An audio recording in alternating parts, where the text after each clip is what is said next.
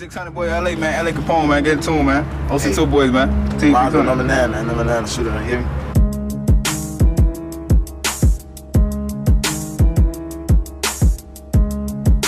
TV, bro. OTF Nunu, man. You know how we rockin', man.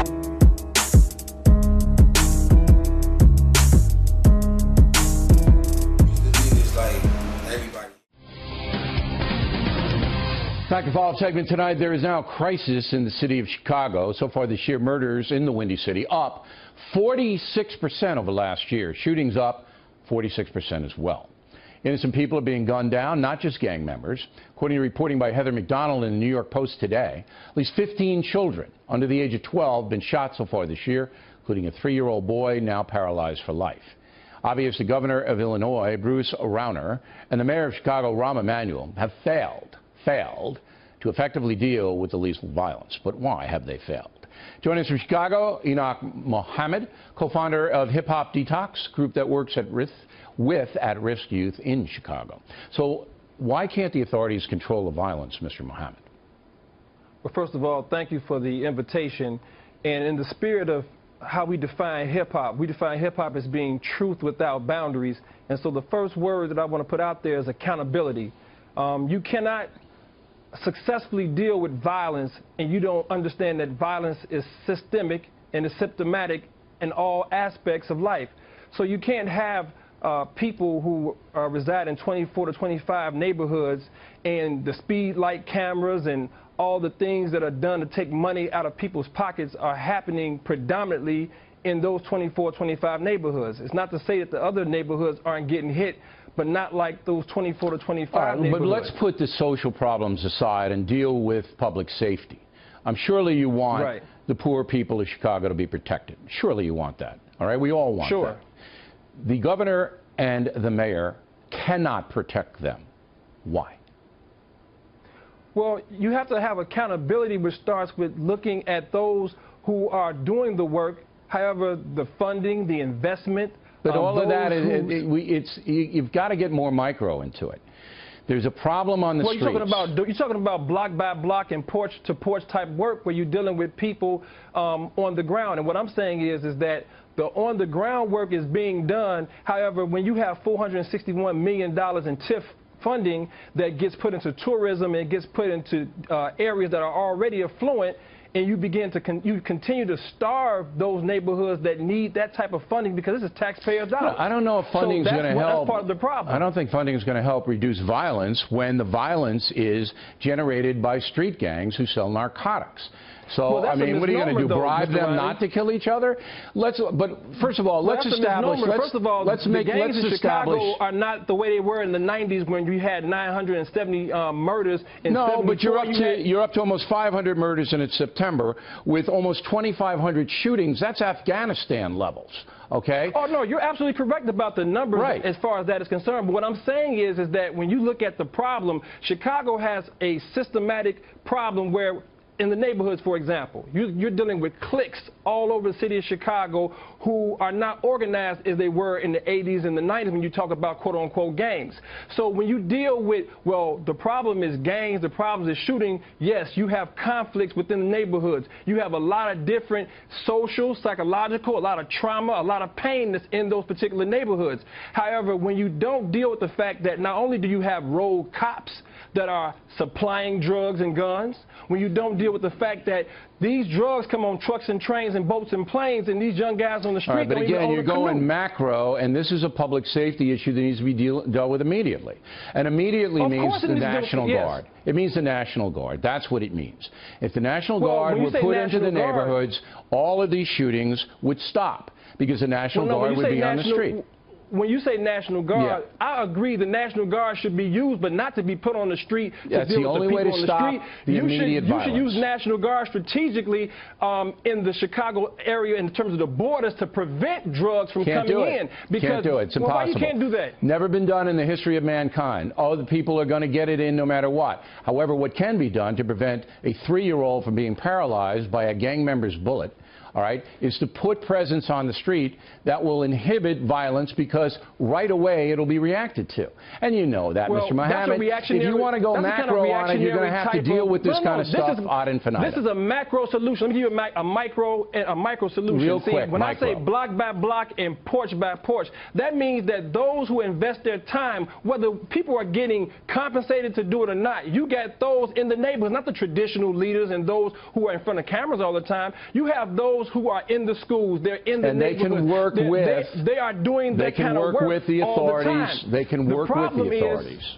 And that's the only way it's going to stop, Mr. Muhammad. It's the only way that thousands of poor black Chicagoans are going to be saved. That is the only way. The only way is when you work, but you have to work with the people, and you can't just put armed military in and have guns when you have trauma. You have generations of trauma. You have to do both. So you can't just do both. Well, you can't do both and not have mental health. I got a question. I got to go. Okay. All right, but we'll have you back. Today on Zach TV 1, it's a special edition. We have Brother Enoch. He was recently on Bill O'Reilly's segment on live television called Crisis in Chicago. Bill O'Reilly interrupted Brother Enoch numerous times. Could you please finish your statement for the public, please? Okay, well, first thing is this. When you deal with violence, you can't talk about violence and don't understand violence. When I say it's systemic and it's symptomatic, what I'm saying is that sex, law, war, education, economics, entertainment, politics, labor, religion, all of those represent human activity, areas of life. So you can't sit up here and talk about violence and then don't want me to talk about the red light cameras. And you don't want me to talk about how the cameras were manipulated so that in predominantly black, Latino neighborhoods, the doggone yellow light was like a half a second. They even had a lawsuit against the city dealing with the manipulation of the red light cameras. The reason why that matters, Mr. O'Reilly, is because when you robbing the poor, they're already poor. The unemployment rate is extremely high.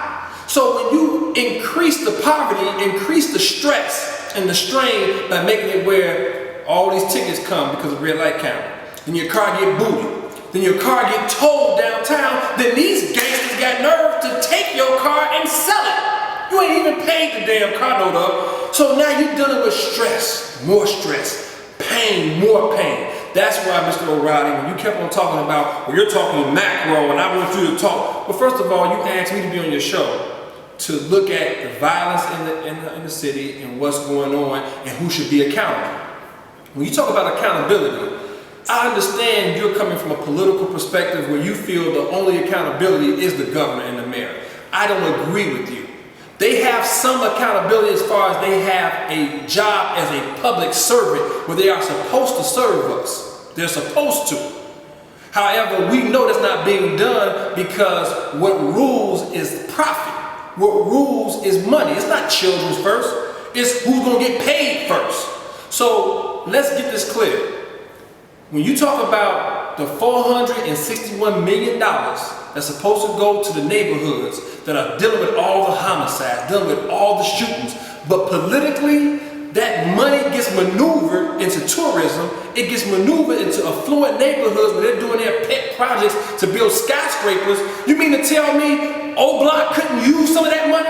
You mean to tell me Lamron couldn't use some of that damn money? You mean to tell me that Pocket Town in Austin, you mean to tell me that all these neighborhoods couldn't use that money to make it where instead of selling dope, hey, we need to get about 10 of those subways. We can sell subways and make money legally. We can get 15 cleaners and make money legally. How about some gas stations? We can make money legally. But you're trying to tell me, oh, gangs and drugs, the only way you're going to solve the problem is bring the National Guard in, boots on the ground, make it where the tanks come in and you just blow the niggas up is what you're really saying, but you're not saying it because you're trying to be politically correct. All I want to say to you is this. When you talk about solving the problem, you cannot solve the problem by looking at it on one side. It's a holistic problem. There's no silver bullet answer. You didn't agree with me when I told you, okay, National Guard, that's your solution. I agree with you only if the National Guard is brought in to patrol the borders. That means no drugs can come in. The reason why we don't want to talk about that, and you think that's never happened in the history of mankind, it wouldn't work. Well, no, it would work if you truly wanted to solve that problem. But because it's $1 trillion industry, a lot of people are eating off of it. As long as the poor blacks and browns, poor whites, the people that you consider the low people, as long as they go to jail and they feed the prison industrial complex so they can be a slave, that is fine. See, if you really want to solve the problem, you should, from a political perspective, since you're political, why don't you say we need to change the Constitution? Because that 13th Amendment that said that involuntary servitude or slavery is abolished in the United States, except if you've been duly convicted of a crime. What that is really saying is that it's legal to be a damn slave in this country if you commit crimes. Therefore, we create a culture of criminality. We make it where being a criminal is sexier. It's something that you should do, because if you can't get a job in construction, you can't make money as a banker, you can't make money as an engineer, if you don't have good education, if you can't play basketball, you can't rap, well, guess what? Sell some drugs, be a criminal. Steal, rob, do those things, because we really want you to feed our slave system that's called the prison industrial complex. So if you really want to make change, Mr. O'Reilly, you should consider politics, education, economics, self-development, organization, unity. That comes from a literature that said that we need love, life, loyalty, knowledge, wisdom, and understanding to help build us up. That's real lit. That's not gang stuff. That's nation lit. Lit meaning the literature to help build up the community, because these so-called gangs you're talking about, which are really just real cliques right now, the origin was to help the community, help police our own neighborhoods, so that people who didn't like us because of the color of our skin, they would not just come in and kill us. That was the reason for it. That was why you had guys talking about love, truth, peace, freedom, and justice, and they were doing all that. They was doing that because initially the goal was, we gotta protect and serve our own people. Because in this city, in the 50s, the 60s, the 70s, we were being killed, we were being hurt, we were being lynched. Even in this, people think you gotta go down south for all that. No, that's happening here in Chicago. There were certain neighborhoods where blacks were allowed to live. It was only to recent time we began to spread further and further out, and other people, whites or whoever, they began living further and further out the city, into the suburbs. This is a reality. It's a historical reality. If you don't know it, Google it, Mr. O'Reilly, because there's many people on the block, they know the truth, but they in pain, they hurt, they homeless, they hungry, and they don't understand how to get out of it. That's why our goal with Hop Detox is to say, look, let's see how we can navigate through the trap, because we were born into this. We didn't create this, we were born into this. However, we do have the power to say, hey, you know what? We know it's a trap. Every bullet that I get access to, somebody manufactured that bullet. There's a damn serial code for that bullet. Every gun that was manufactured, there's a serial number to that damn gun. There's a track record on that. They understand that guns and drugs come on trucks and trains and boats and planes, and my guys on the block are on a damn canoe. They know that. So it's time, Mr. O'Reilly, to stop playing games. You have a national platform where you talk to people all over the world. Why don't you start talking to people about the truth that can really make people free? And this ain't about no Donald Trump or Hillary Clinton or Republican, Democrat. This is about, if you claim that America is supposed to be for all, you claim this, right? You all claim, when I say you all, those who say you gotta wave the flag and you gotta pledge of allegiance, you gotta do all the things that a good citizen is supposed to do. When you consider that the rights of a citizen are not being distributed properly to those who are non-white, and then there's a reaction by those who live in these neighborhoods and they see other people living well and they are sitting in hell, living in hell, walking in hell, sooner or later people are going to stop trying to ask you for stuff. They're going to start taking it. They're going to start trying to survive any way they can, and that's what's happening. And it didn't just start this year. You made a statement saying there were thousands of murders in the city of Chicago going on this year. No, there's not. There wasn't thousands of murders. The bloodiest year in city of Chicago history that was recorded, if you Google it, 1974, city of Chicago, 970 murders. During that time, they weren't recording how many shootings there were. So we don't know how many shootings there were. During that time, there was no 24-hour news cycle where every doggone minute you get updates. So the reality is that shooting and killing has been going on in Chicago for a long time. You don't talk about the Al Capone days during Prohibition and when they were selling bootleg liquor. All the killing that was going on, the St. Valentine's Day Massacre. All this, these are gangs. These are the gangs. The Irish gang, the Italian gangs, the Jewish gangs, the Polish gangs. Why don't you watch that movie, The Gangs of New York, Mr. O'Reilly, and let's have a discussion about the reality of that movie. Because the same way Jane Addams and those who were saying that the Irish were having difficulties assimilating into American culture when they came here, and you took the Irish gangs, you set up boxing clubs, you got them involved in all type of cultural arts, you got them involved in the trade unions, so they can make a livable wage and have a nice home, and they wouldn't have to do anything illegal. You don't think my people want to do that too? They want to live well, they want a nice home, nice cars. But when you refuse to understand the connection between the red light cameras and the money it takes from people, the cars being sold because they got boots and all this kind of stuff, when you refuse to understand the connection of $461 million, our taxpayer dollars, that's supposed to go back to the neighborhoods so that we can produce businesses, not just jobs, produce businesses. Create things that can last for generations so people see that they got options, they got alternatives. That's what got to happen, Mr. O'Reilly. We have to look at the reality of things as they are. And lastly, a few years ago, I was at a school, and the guys, I was talking to them, and they were talking about they were Bloods. In the city of Chicago, there are no Bloods. One of my guys from the street made a call, and he said to this guy out from LA, but he's from Detroit, are there any official Bloods in the city of Chicago? He said, hell no, ain't no Bloods in Chicago. So when I asked him about what is Blood, what's the acronym for Blood, what's the acronym for Crip, what does it mean? He couldn't say nothing about that because he wasn't about that.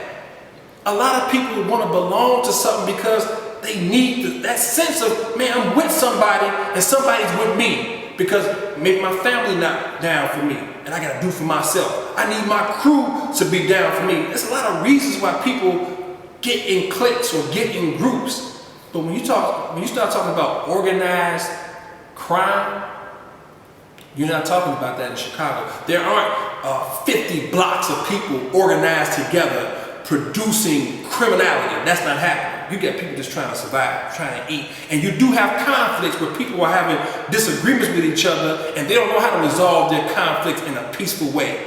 So they're quick to shoot because they feel we don't box, we blow, which we got to deal with. Because babies are getting killed, grandparents are getting killed because you all up in your feelings or emotions. That's the stuff that we gotta deal with. Whether we get funded to do it or not, we're gonna fund out enough to give them consideration and truth and help them in that process. That's what we about doing, Mr. O'Reilly. So the next time I come on your show, if I come on again, let's have a real dialogue. Let's have a real discussion. Let's execute something that can work because see, you got a platform. If the $461 million that's being held up by City Hall, if that money don't get released, we need to raise it ourselves. So that all those 24, 25 neighborhoods, they need about $10 million for economic development, each one of them. Are you gonna help us out with that, Mr. O'Reilly? Huh? Or really? You ain't gonna help us out with that, are you? We'll see. If I come on your show next time, if you invite me next time, and you allow us to have a conversation and a talk, and maybe even have people call in and ask questions. We can deal with truth without any boundaries, no bullshit, so then we can get to real solutions. Now, if your agenda is not real solutions and you just want to sensationalize, I'll gracefully just decline and say, hey, thank you for the offer, but I won't do your show because you're really not looking for solutions. You're just looking to get people fired up who don't know the facts. The fact is, if you want to make a change in Chicago or anywhere else, we got to look at how we hold each other accountable. And I don't care if it's the politician, I don't care if it's the preacher, I don't care if it's the governor or the mayor. All of us, block by block, porch to porch, we got to hold ourselves accountable and make change. I'm Brother Enoch from Hop Detox, co-founder, hip hop empowerment specialist here in the city of Chicago, and I travel all over the country doing this work. Let's make it happen. I'm gonna have a whole session on that. You're taking our next lecture section. If y'all enjoyed him, let him know.